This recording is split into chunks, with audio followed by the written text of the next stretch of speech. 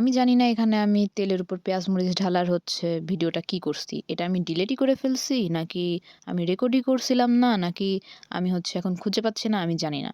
But আমি এটা এখন এড করতে পারি নাই।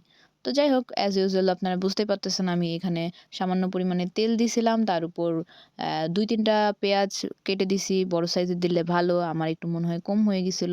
তারপরে মরিচ কেটে দিয়ে দিছি। আর ভাজা হওয়ার পরে এখানে আমি মসলা ঢেলে দেব। আর আমার তেলটা কম হয়ে গেছিল জন্যই আমি আরো বেশি করে একটু তেল দিয়ে দিলাম। আর এখানে আমি ১ চামচ গরম মসলা দিয়ে তার উপর বিরিয়ানি মসলা ঢেলে দিলাম প্রায় হাফ প্যাকেটের মতো। আসলে আমি এখানে খুবই কম পরিমাণে বানাচ্ছি। কারণ আমি সয়া বিরিয়ানি আমি ফার্স্ট বানাচ্ছি। আমি মানে খুবই কনফিউজড যে কেমন টেস্ট হবে না হবে। তো এত কনফিউশন নিয়ে আমি রিস্ক নিতে চাইনি। আর তার উপর আমার সয়াও নষ্ট হোক, আমার বাসমতি রাইসও নষ্ট হোক। আমি এত কিছু মসলা প্লাস আ সবকিছু নষ্ট হোক আমি চাইনি। সো আমি কমের উপর বানাচ্ছি। আমি ২০০ না ৩০০ গ্রাম চাল নিছি। আর আমরা ২ জন খাবো। সো আমাদের জন্য এনাফ আরকি এক বেলার জন্য। তো এখানে আমি বিরিয়ানি মসলা ঢালার পরে আর কিছু দেইনি। এক্সট্রা নিজের মতো করে মন গড়া। কারণ বিরিয়ানি রেডি মিক্স মসলায় সবকিছুই দেওয়া থাকে। এখানে আপনাকে এক্সট্রা করে কিছুই দিতে হবে না। আপনি যদি চান দুধ এবং বাদাম বাটা আলাদা দিতে পারেন। তো যাই হোক, এখন এখানে আমি লবণ দিয়ে দিলাম এবং লবণ দিয়ে নাড়ানাড়ি করে নিচ্ছি। প্লাস আমার মসলাটা যেন পুড়ে না যায় এজন্য সামান্য কিছুটা পানি দিয়ে দিয়েছি।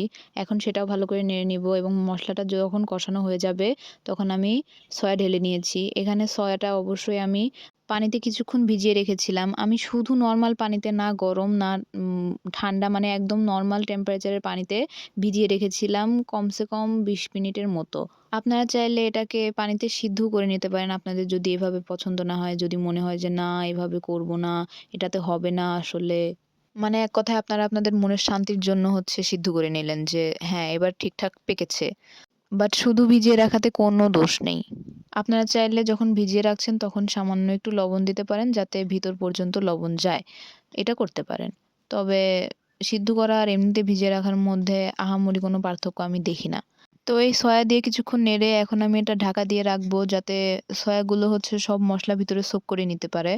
এখন ৫-১০ মিনিট পরে ব্যাক আসছি, কারণ এটা তো সিদ্ধ হওয়ার কোনো ব্যাপার নেই। আর কিছুক্ষণ পরেই সোক করে নিতে পারে এগুলো। তো আমি এখন ঢাকনা তুলে একেকটা সয়া সব উঠিয়ে নেব ভিতর থেকে। পরে সয়া উঠানোর পরে দেখি তেল একদম নাই হয়ে গেছে। আসলে সয়াবিন সবগুলো তেল একদম চুষে নিছে।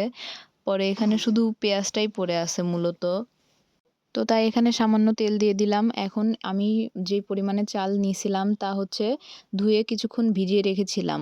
একদম পরিষ্কার করে ধুয়ে ভিজিয়ে রেখে পানি ঝরিয়ে নিয়েছি এবং সেই চালগুলো এখন এই মসলার মধ্যে দিয়ে নেড়ে মিশিয়ে নিচ্ছি।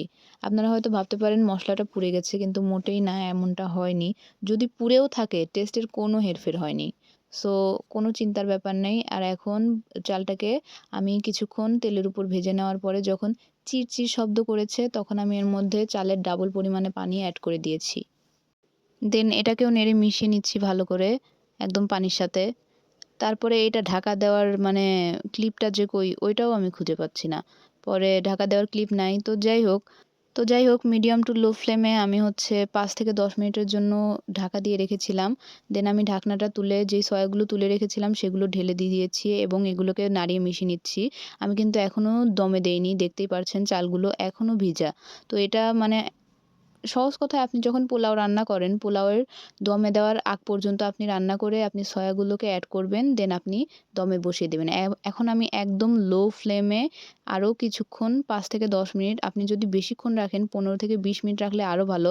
তাহলে টেস্ট আরও ভালো আসে। কিন্তু আমার কড়াইটা একটু কেমন যেন লেগে যায়। আমার পরিমাণ এমনিতেই কম। আরও যদি বেশিক্ষণ রাখতাম কড়াইয়ের সাথে লেগে যেত, প্লাস আমার খাবারটা আরও কমে যেত। তো হ্যাঁ, সেজন্যই আমি কিছু সময়ের জন্য রেখেছিলাম। তবুও টেস্টের কোনো হেরফের হয়নি। আমার কাছে পার্সোনালি এটা খুব ভালো লেগেছে। বাট আমার হাসব্যান্ডের হয়তো ভালো লাগেনি। কজ আমি ওকে কন্টিনিউয়াসলি কয়েকদিন শুধু সয়াবিনের রেসিপিই খাওয়াইছি। প্লাস তার সাথে আমি মাংস ছাড়া খালি বিরিয়ানি খাওয়াচ্ছি। এই আলু বিরিয়ানি, এই ডিম বিরিয়ানি, এই সয়া বিরিয়ানি, সে আরকি এক কথায় বিরক্ত। কিন্তু কিছুই করার নাই, আমার মাথায় যখন যা ভূত চাপে। তো দ্যাটস ফর টুডে। আশা করি আপনারা এটা বাসায় ট্রাই করবেন এবং বলবেন কেমন হইছে। বাই। আসসালামু আলাইকুম।